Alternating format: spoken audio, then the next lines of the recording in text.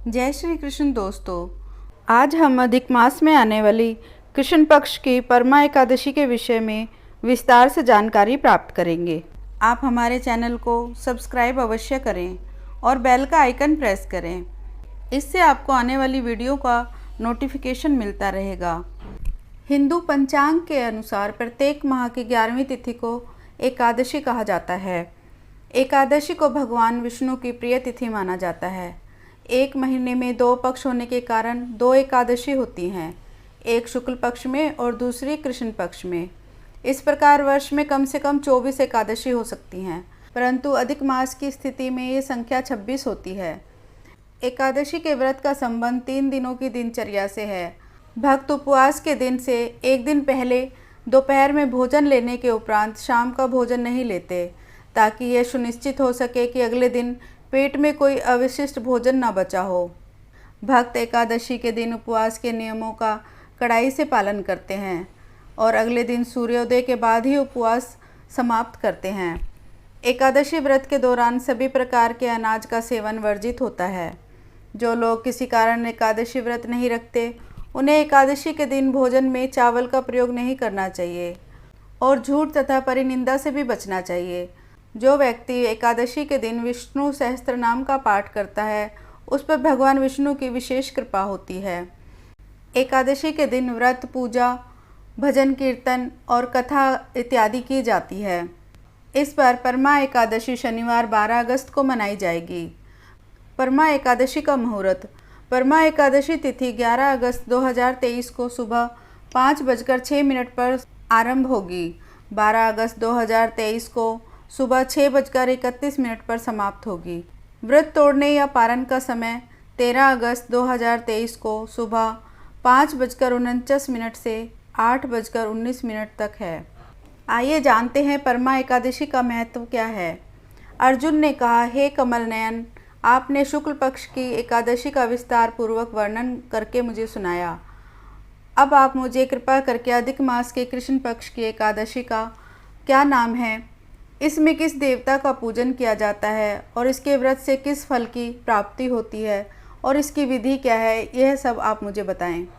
श्री भगवान बोले, हे अर्जुन, अधिक मास के कृष्ण पक्ष में जो एकादशी आती है वह परमा एकादशी कहलाती है। वैसे तो प्रत्येक वर्ष में 24 एकादशियाँ होती हैं, परंतु अधिक मास या मलमास को जोड़कर वर्ष में 26 एकादशियाँ होती हैं। अधिक मास में 2 एकादशी होती हैं, जो पद्मनी एकादशी जो शुक्ल पक्ष में आती है और परमा एकादशी जो कृष्ण पक्ष के नाम से जानी जाती है। इसके व्रत से सभी पाप नष्ट हो जाते हैं तथा मनुष्य को इस लोक में सुख और परलोक में सद्गति प्राप्त होती है। इसका व्रत विधान के अनुसार करना चाहिए। भगवान विष्णु का धूप, दीप, देव, नैवेद्य, पुष्प आदि से पूजन करना चाहिए। इस एकादशी की पावन कथा जो कि महर्षियों के साथ काम्पिल्य नगरी में हुई थी, वह भी तुमसे कहता हूँ। ध्यान पूर्वक सुनो। परमा एकादशी व्रत की कथा। काम्पिल्य नगरी में सुमेधा नाम का एक अत्यंत धर्मात्मा ब्राह्मण रहता था। उसकी स्त्री अत्यंत पवित्र तथा पतिव्रता थी। किसी पूर्व पाप के कारण वह दंपति अत्यंत दरिद्रता का जीवन व्यतीत कर रहे थे। ब्राह्मण को भिक्षा मांगने पर भी भिक्षा नहीं मिलती थी।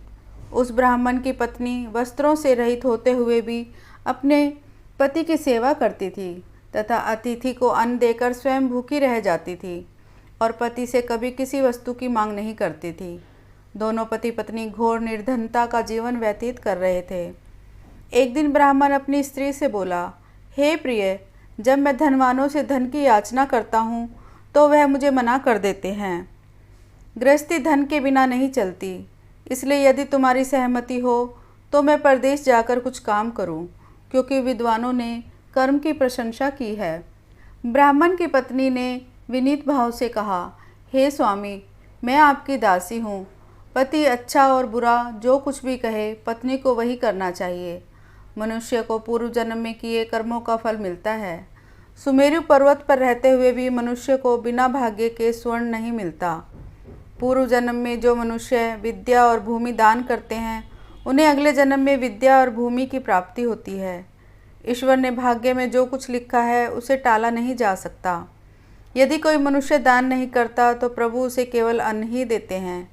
इसलिए आपको इसी स्थान पर रहना चाहिए, क्योंकि मैं आपका बिछोह नहीं सह सकती। पति बिना स्त्री की माता, पिता, भाई, ससुर तथा संबंधी आदि सभी निंदा करते हैं। इसलिए हे स्वामी, कृपा कर आप कहीं न जाएं। जो भाग्य में होगा वह यहीं प्राप्त हो जाएगा। स्त्री की सलाह मानकर ब्राह्मण परदेश नहीं गया। इसी प्रकार समय बीतता रहा। एक बार कौंडिन्य ऋषि वहाँ आए। ऋषि को देखकर ब्राह्मण सुमेधा और उसकी स्त्री ने उन्हें प्रणाम किया और बोले, आज हम धन्य हुए, आपके दर्शन से हमारा जीवन सफल हुआ। ऋषि को उन्होंने आसन तथा भोजन दिया। भोजन देने के बाद पतिव्रता ब्राह्मणी ने कहा, हे ऋषिवर, कृपा कर आप मुझे दरिद्रता का नाश करने की विधि बतलाइए। मैंने अपने पति को परदेश में जाकर धन कमाने से रोका है। मेरे भाग्य से आप आ गए हैं। मुझे पूर्ण विश्वास है कि अब मेरी दरिद्रता शीघ्र ही नष्ट हो जाएगी। अतः आप हमारी दरिद्रता नष्ट करने के लिए कोई उपाय बताएं। ब्राह्मणी की बात सुन कौंडिन्य ऋषि बोले, हे ब्राह्मणी, मलमास की कृष्ण पक्ष की परमा एकादशी के व्रत से सभी पाप, दुख और दरिद्रता आदि नष्ट हो जाते हैं। जो मनुष्य इस व्रत को करता है वह धनवान हो जाता है। इस व्रत में नृत्य, गायन आदि सहित रात्रि जागरण करना चाहिए। यह एकादशी धन वैभव देती है तथा पापों का नाश कर उत्तम गति भी प्रदान करने वाली होती है। धन के अधिपति कुबेर ने भी इस एकादशी व्रत का पालन किया था, जिससे प्रसन्न होकर भगवान भोलेनाथ ने उन्हें धनाध्यक्ष का पद प्रदान किया। इसी व्रत के प्रभाव से सत्यवादी राजा हरिश्चंद्र को पुत्र, स्त्री और राज्य की प्राप्ति हुई थी। उसके बाद कौंडिन्य ऋषि ने उन्हें एकादशी के व्रत का समस्त विधान कह सुनाया। ऋषि ने कहा, हे ब्राह्मणी, पंचरात्रि व्रत इससे भी ज़्यादा उत्तम है। परमा एकादशी के दिन सुबह नित्यकर्म से निवृत्त होकर विधान पूर्वक पंचरात्रि व्रत आरंभ करना चाहिए। जो मनुष्य 5 दिन तक निर्जल व्रत करते हैं वे अपने माता पिता और स्त्री सहित स्वर्ग लोक को जाते हैं। जो मनुष्य 5 दिन तक संध्या को भोजन करते हैं वे स्वर्ग को जाते हैं। जो मनुष्य स्नान करके 5 दिन तक ब्राह्मणों को भोजन कराते हैं वे समस्त संसार को भोजन कराने का फल पाते हैं। जो मनुष्य इस व्रत में अश्वदान करते हैं उन्हें तीनों लोकों को दान करने का फल मिलता है। जो मनुष्य उत्तम ब्राह्मण को तिल दान करते हैं वे तिल की संख्या के बराबर वर्षों तक विष्णु लोक में वास करते हैं। जो मनुष्य घी का पात्र दान करते हैं वे सूर्य लोक को जाते हैं। जो मनुष्य 5 दिन तक ब्रह्मचर्य पूर्वक रहते हैं वे देवांगनाओं के साथ स्वर्ग को जाते हैं। हे ब्राह्मणी, तुम अपने पति के साथ इसी व्रत को धारण करो। इससे तुम्हें अवश्य ही सिद्धि और अंत में स्वर्ग की प्राप्ति होगी। कौंडिन्य ऋषि के वचन के अनुसार ब्राह्मण और उसकी स्त्री ने परमा एकादशी का 5 दिन तक व्रत किया। व्रत पूर्ण होने पर ब्राह्मणी की स्त्री ने एक राजकुमार को अपने यहाँ आते देखा। राजकुमार ने ब्रह्मा जी की प्रेरणा से एक उत्तम घर, जो कि सब वस्तुओं से परिपूर्ण था, उन्हें रहने के लिए दिया। उसके पश्चात राजकुमार ने आजीविका के लिए एक गांव दिया।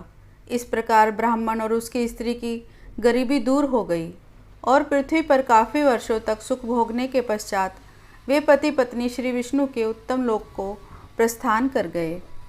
ओम श्री कृष्णाय नमः।